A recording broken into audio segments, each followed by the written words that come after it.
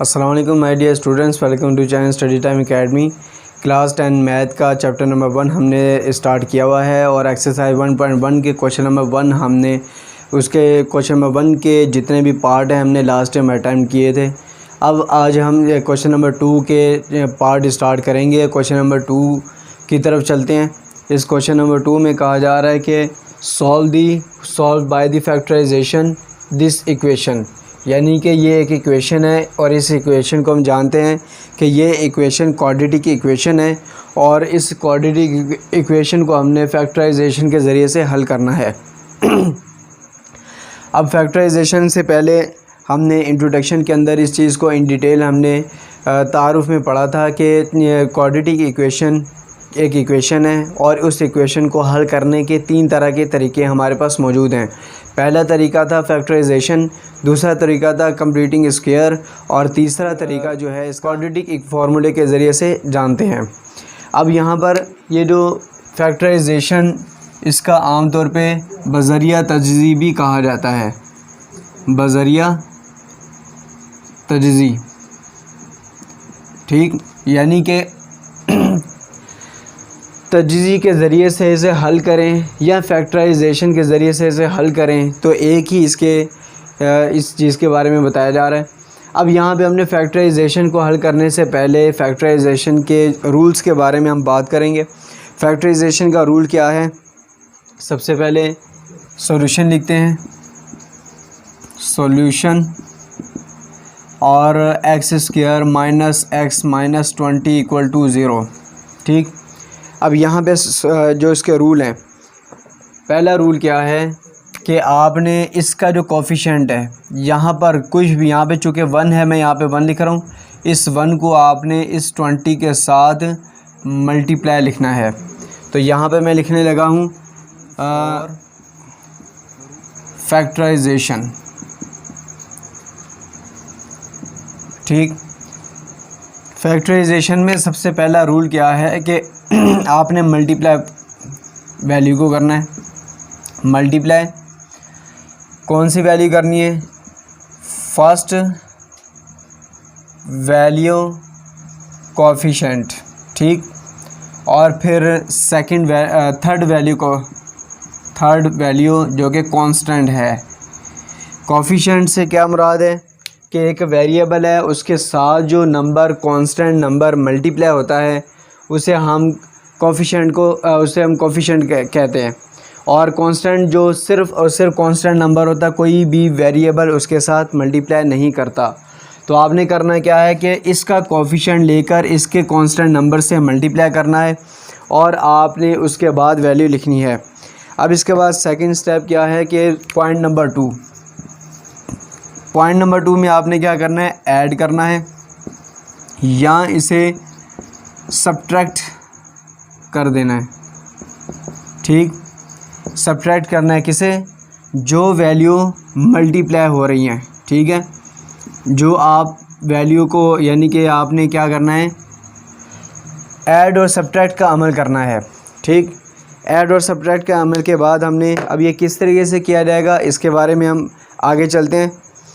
और ये भी एक पॉइंट यहाँ पे लिख लेते हैं, ऐड और सब्ट्रैक्ट करना है किसके लिए? फॉर बिटवीन वैल्यू, यानी कि दरमियान वाली जो वैल्यू है, ये आप देख सकते हैं कि दरमियान वाली वैल्यू, उसको बनाने के लिए हमने इसके साथ सब्ट्रैक्ट या ऐड का अमल यहाँ पे करना है। पॉइंट नंबर 3 है, पॉइंट नंबर 3 क्या है कि आपने लास्ट में आके टेक कॉमन वैल्यू, तो यहाँ से आपने फिर कॉमन वैल्यू को लेना है। चलें हम इन 3 पॉइंट्स की बेस पर फैक्टराइजेशन को कंटिन्यू करते हैं।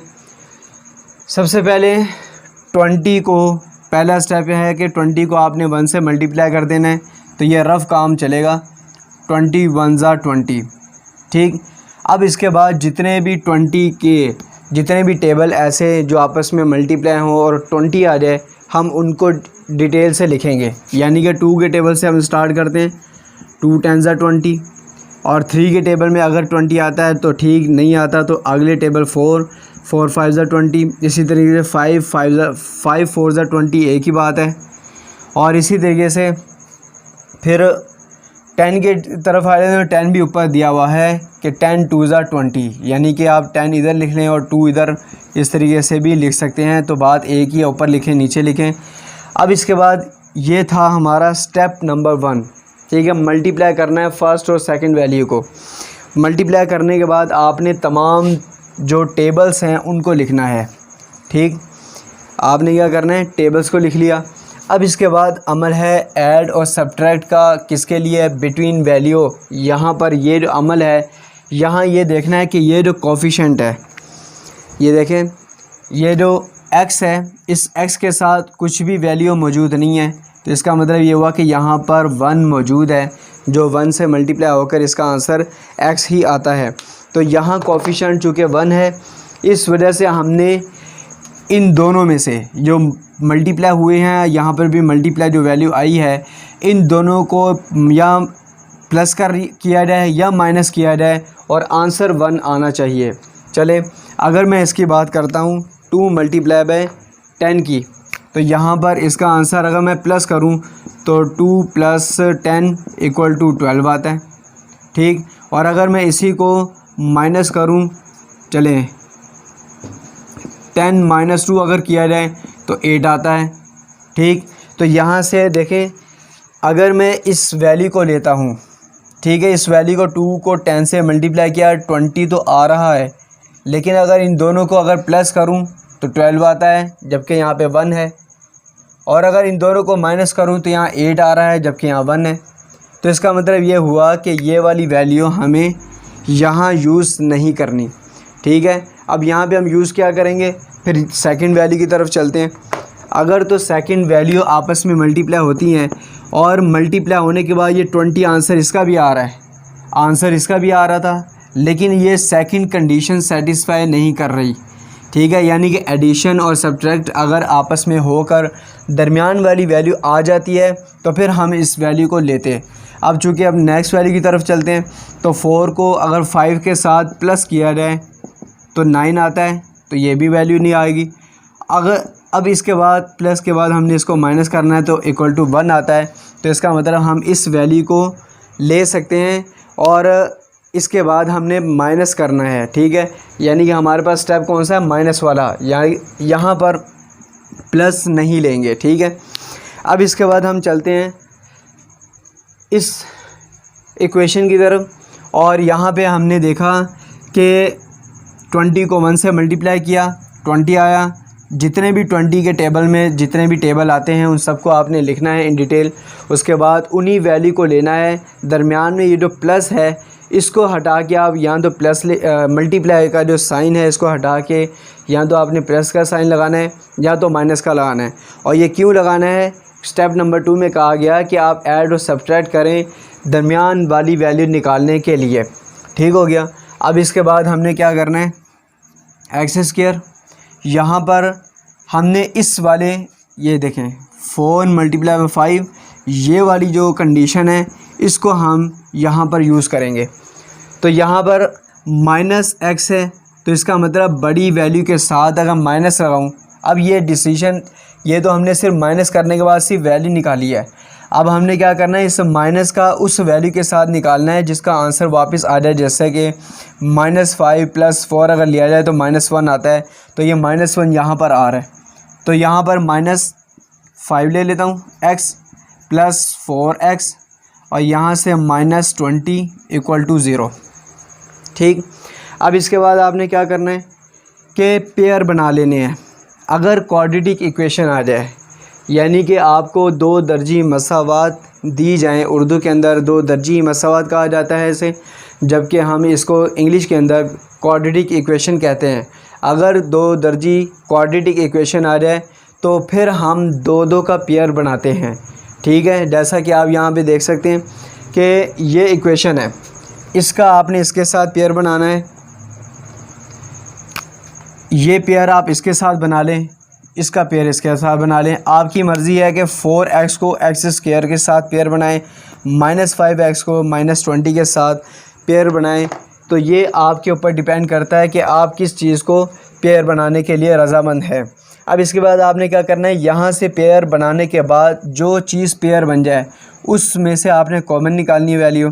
तो यहाँ से हमारे पास कॉमन x निकल रहा है, यहाँ से भी x है, यहाँ से भी x है, ये x स्क्वायर है, एक x बाहर आ गया, एक x अंदर, ये माइनस और ये 5 इधर आ जाएगा। इसी तरीके से यहाँ से हमारे पास 4 की वैल्यू कॉमन निकल रही है, x अंदर आ जाएगा, -4 5 20 = 0। तो देखें हमने रूल को फॉलो किया।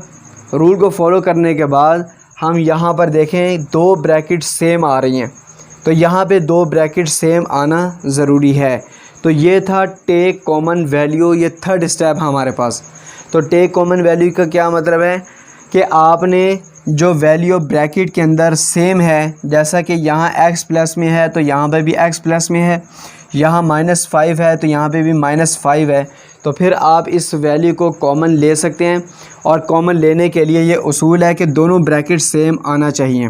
तो चलें यहाँ से मैं अगर कॉमन लेता हूँ x + 4, ये दोनों ब्रैकेट के अंदर क्लोज, ये दोनों ब्रैकेट चूँकि एक जैसी वैल्यू है तो ये बाहर आ जाएंगी, तो x - 5 = 0 आ जाएगा। तो ये हमारे पास 2 तरह की प्रोडक्ट आ चुकी हैं, यानी कि मल्टीप्लाई 2 ब्रैकेट आपस में करती हैं।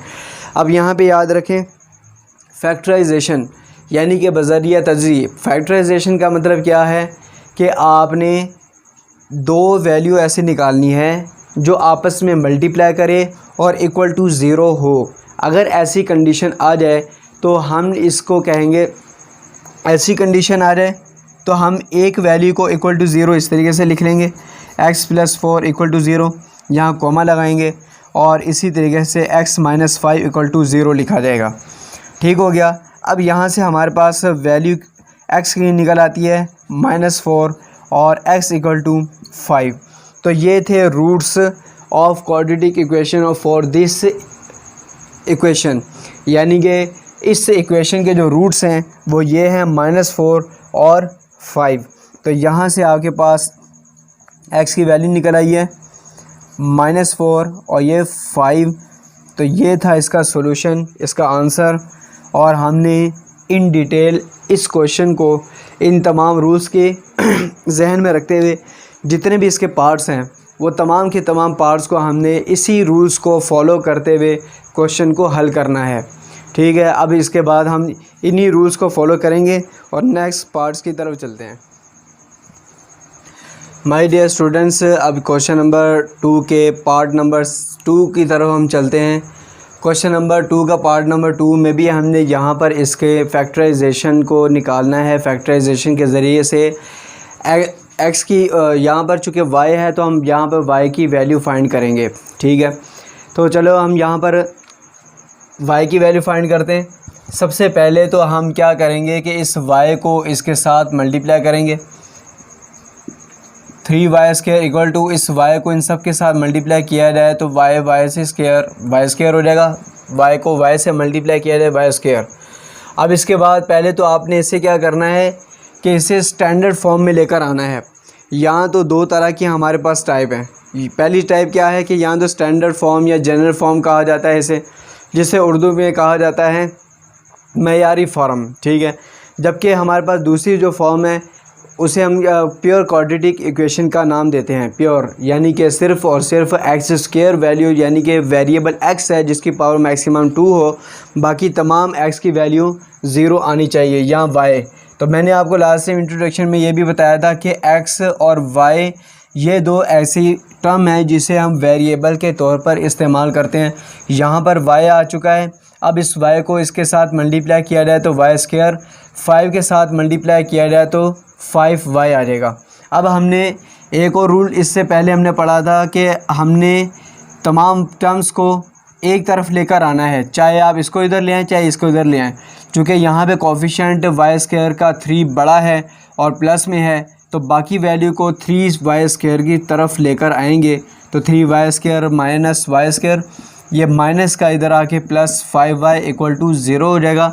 अब इन दोनों को आपस में हल किया जाए तो 2y² + 5y = 0 हो जाएगा। ठीक, अब यहाँ पर देखा जाए तो यहाँ पर कांस्टेंट वैल्यू नहीं है। ठीक, यहाँ पर कांस्टेंट अगर यहाँ पर नंबर होता, बिलफरस मिसाल के तौर पे +3 होता या +5, 7, 8 जो भी यहाँ पे प्लस कांस्टेंट अगर वैल्यू होती, तो फिर उस सूरत में हमने क्या करना था कि रूल फॉर फैक्टराइजेशन के जितने भी ये तमाम के तमाम रूल्स हैं इनको हमने फॉलो करना था। लेकिन अब चूँकि यहाँ पे कांस्टेंट नंबर नहीं है, यहाँ पर सिर्फ़ और सिर्फ 2y² + 5y है, तो इस वजह से हमने यहाँ पे क्या करना है =0।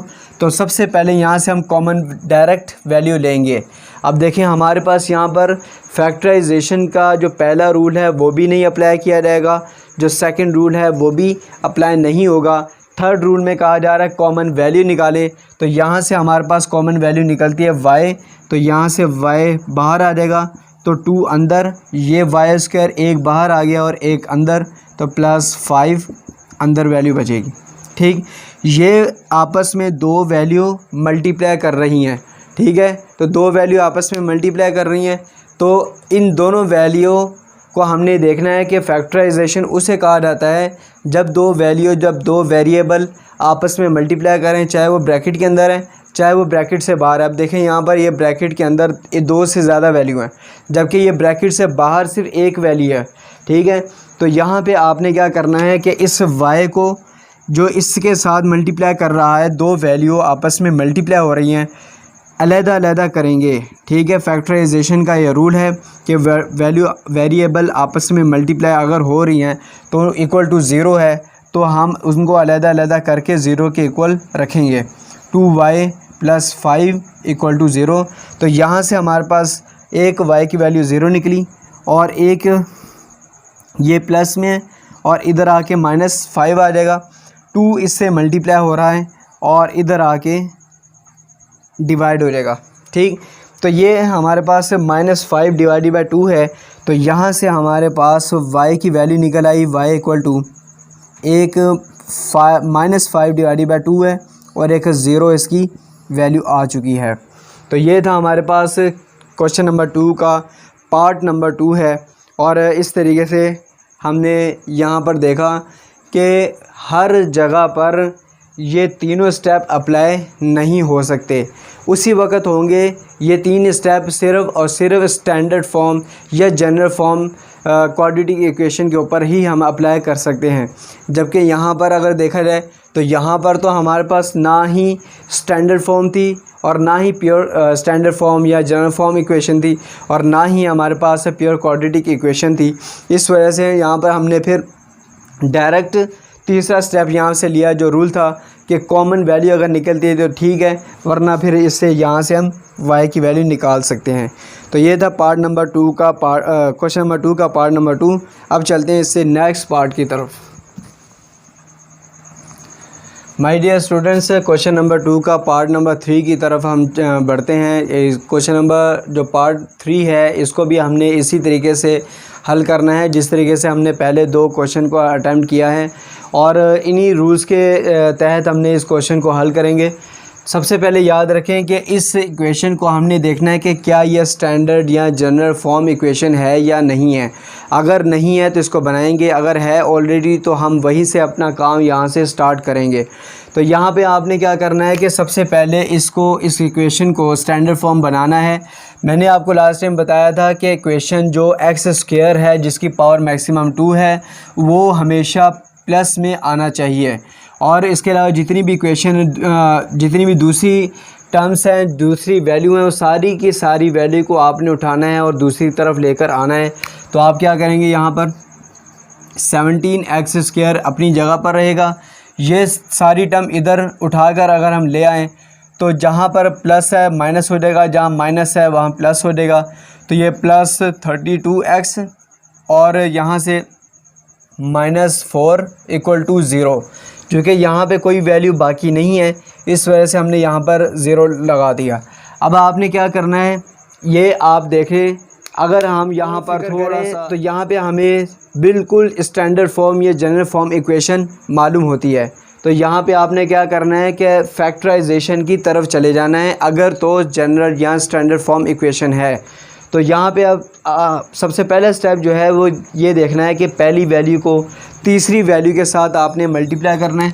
क्या मतलब, ये पहली वैल्यू है, फर्स्ट वैल्यू, ये सारी जो कोफिशिएंट है ये सारी वैल्यू के साथ इसके साथ आपने मल्टीप्लाई कर देना इस वैल्यू के साथ।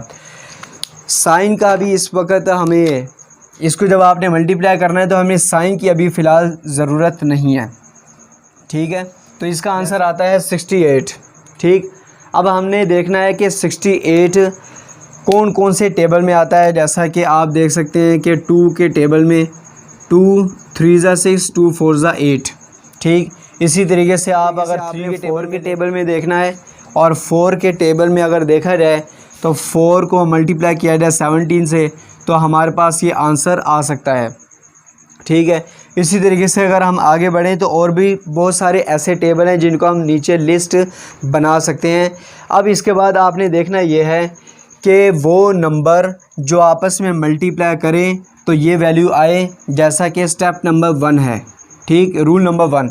उसके बाद उन्हीं वैल्यू को आपस में प्लस या माइनस करके दरमियान वाली वैल्यू निकालनी है, जैसा कि रूल नंबर 2 है, यानी कि ये दरमियान वाली वैल्यू है। तो चले यहाँ से हम निकालते हैं, जैसा कि 2 अगर 34 को माइनस किया जाए 2 से तो 32 आता है, और इसी तरह 32 को प्लस किया जाए तो 36 आता है। तो यहाँ से आप देख सकते हैं कि हमें ये वाली टर्म जो ये वाली जो टर्म है ये हम यहाँ पर यूज़ कर सकते हैं कि माइनस किया जाए, यानी कि ऐड यहाँ पर यूज़ नहीं होगा, जबकि यहाँ पे सब्ट्रैक्ट ही हम यहाँ पर यूज़ करेंगे। तो आपने करना क्या है कि ये वाले टर्म्स को लेना है। क्या मतलब, चलें स्टेप नंबर 2 है, हम इसके बाद ये वाली जो पहली टर्म और आखिरी टर्म है ये तो एज इट इज़ ही रहता है, ठीक है। ये दरअसल ये सारे के सारे जो रूल हैं ये सिर्फ ये जो पहला और दूसरा जो रूल है ये सिर्फ सेकंड वैल्यू, यानी कि ये वाली बीच वाली टर्म जिसमें x की पावर 1 है, इसके लिए हम इसको अप्लाई करेंगे। यानी कि दोबारा से रिवाइज़ कर देता हूँ, ये रूल नंबर 1 और रूल नंबर 2 जो है ये सिर्फ़ और सिर्फ दरमियान वाली वैल्यू के लिए हम अप्लाई करेंगे, ठीक। अब यहाँ पर आपने क्या करना है कि ये वाली वैल्यू को देखा जाए ये आपस में मल्टीप्लाई होकर ये आता है इसका आंसर। इन्हीं को अगर मैं माइनस करूँ तो 32 आता है। क्या मतलब, यहाँ 32 है तो इसका मतलब ये हुआ कि 34x - 2 किया जाए, -2x और -4 = 0। तो यहाँ से हमारे पास 32 वैल्यू आ सकती है। तो यहाँ से अब इसके बाद हमारे पास स्टेप है कि आपने ये पेयर बना लेना है इनका, ठीक है। ये मैंने इनका पेयर बनाया है, ये मैंने वैसे अंडरलाइन इसलिए किया है ताकि हमें पता चले ये इन दोनों को अगर मिला दिया जाए तो एक पेयर, एक इसका जोड़ा बनता है। अब पेयर बनाने के बाद आपने करना क्या है कि इन दोनों में से कॉमन निकालना है। जिसका आप पेयर बना रहे हैं उनमें से आपने हमेशा कॉमन वैल्यू निकालना होती है। इसी तरीके से यहाँ से जिनका आप पेयर बनाएं उनमें से आपने कॉमन वैल्यू निकालनी है। यहाँ से अगर पेयर निकाला जाए तो कॉमन वैल्यू निकाली जाए तो 17 कॉमन वैल्यू है और दोनों में से x कॉमन है, तो ये 17x बाहर आ गया और एक x यहाँ पर चूँकि ये 17 बाहर आया तो यहाँ पे कुछ नहीं आएगा। अब यहाँ पे चूँकि x² है तो एक x अंदर आ जाएगा और एक x बाहर आएगा। 17 को 2 से मल्टीप्लाई किया जाए तो 34 आता है और ये चूँकि एक ही x है तो एक x बाहर आ चुका है हमारे पास। अब इस नेक्स्ट वैल्यू की तरफ चलते हैं, नेक्स्ट पेयर की तरफ। इस पेयर में से भी हमने कॉमन वैल्यू निकालनी है। अब देखा जाए तो कॉमन हमारे पास 3 तरह की चीज़ें हो सकती हैं।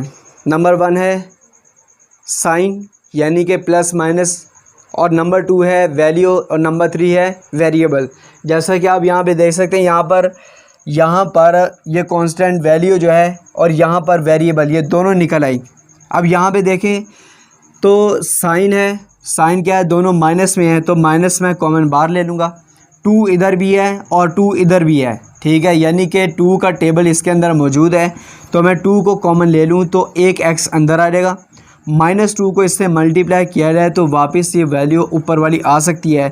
और इसी तरीके से प्लस मैं यहाँ पर लिखूँगा कि माइनस इस प्लस से मल्टीप्लाई हो तो माइनस आ जाए और 2 2 ज़ा 4 आ सकता है आंसर, ठीक है।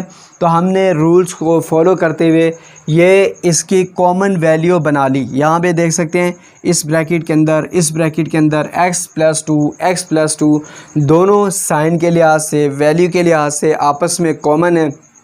इसलिए हम यहाँ पर अब स्टेप नंबर 3 में क्या करेंगे, कॉमन वैल्यू लेंगे, यानी कि 17x माइनस 2 ब्रैकेट क्लोज और x प्लस 2 बाहर हम ले लेंगे, तो ये वाली वैल्यू ब्रैकेट के अंदर आ जाएगी। अब दो वैल्यू, यानी ये एक वैल्यू है और ये दो वैल्यू है, दोनों आपस में मल्टीप्लाई कर रही हैं और इक्वल टू 0 हैं। यही कंडीशन हमें बता रही है कि ये फैक्टराइजेशन हो चुका है। अब इसके बाद आपने क्या करना है कि एक वैल्यू जो पहली है इसको आपने 17x माइनस 2 इक्वल टू 0 लिखना है और सेकंड वैल्यू को x प्लस 2 इक्वल टू 0 लिखना है। अब इसके बाद आपने क्या करना है, यहाँ से x की वैल्यू निकाल लेते हैं। यहाँ माइनस 2 है तो उधर जाके प्लस 2 हो जाएगा। ठीक, अब ये क्या करेंगे, 17 को x, चूँकि x से मल्टीप्लाई हो रहा है तो इधर आके डिवाइड हो जाएगा। ठीक, अब इसके बाद नेक्स्ट वैल्यू की तरफ, यहाँ प्लस 2 है, इधर आके माइनस 2 हो जाएगा। तो इस तरीके से हमारे पास x की वैल्यू निकल आई -2, 2 डिवाइडेड बाय 17। ये है इसका आंसर, यानी कि इसके रूट्स मीन्स इसका आंसर दो तरह की इसके हमारे पास वैल्यू आ चुकी हैं। तो ये था क्वेश्चन नंबर 2 का पार्ट नंबर 3।